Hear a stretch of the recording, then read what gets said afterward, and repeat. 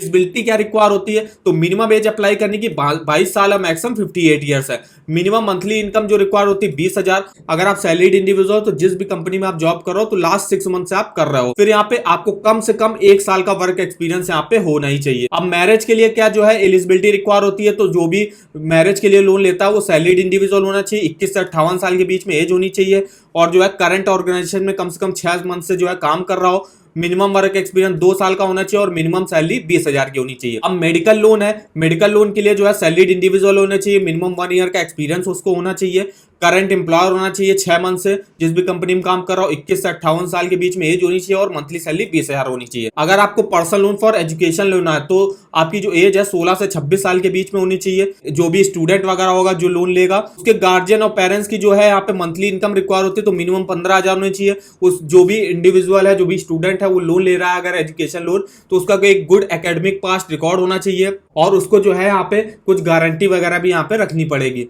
फिर यहाँ पे ट्रैवल वगैरह के लिए क्या चाहिए होता है एलिजिबिलिटी, तो 22 से 58 साल के बीच में एज होनी चाहिए, 1 साल का वर्क एक्सपीरियंस आपको होना चाहिए, मिनिमम सैलरी 15,000 होनी चाहिए। होम रेनोवेशन के लिए क्या एलिजिबिलिटी, तो मिनिमम एज 24 साल, maximum 65 year, minimum monthly salary जो है 20,000 होनी चाहिए, मिनिमम वर्क एक्सपीरियंस 2 साल का होना चाहिए, और अगर आप इंटरप्रेन्योर हो तो आपको जो है मिनिमम 3 साल का वर्क एक्सपीरियंस होना चाहिए। गवर्नमेंट एम्प्लॉय के लिए 22 से 58 साल के बीच में एज होनी चाहिए, 15,000 सैलरी होनी चाहिए, 1 साल का वर्क एक्सपीरियंस और सिविल स्कोर और जॉब स्टेबिलिटी काफी अच्छी होनी चाहिए उसकी। सैलरीड एम्प्लॉय हो गया, उसके लिए 22 से 58 साल के बीच में एज रिक्वायर होती है, मिनिमम वर्क एक्सपीरियंस 1 साल का, मिनिमम मंथली सैलरी 15,000 की, क्रेडिट स्कोर जैसे कि हम बताया 750 या उससे ऊपर होना ही चाहिए आपका। डॉक्टर्स के लिए 22 से 58 साल के बीच में एज होनी चाहिए, minimum monthly salary 15,000, minimum work experience 1 साल का। वुमेन्स के लिए 1 साल का वर्क एक्सपीरियंस होना चाहिए, 22 से 58 साल के बीच में एज होनी चाहिए और मिनिमम सैलरी 15,000 होनी चाहिए।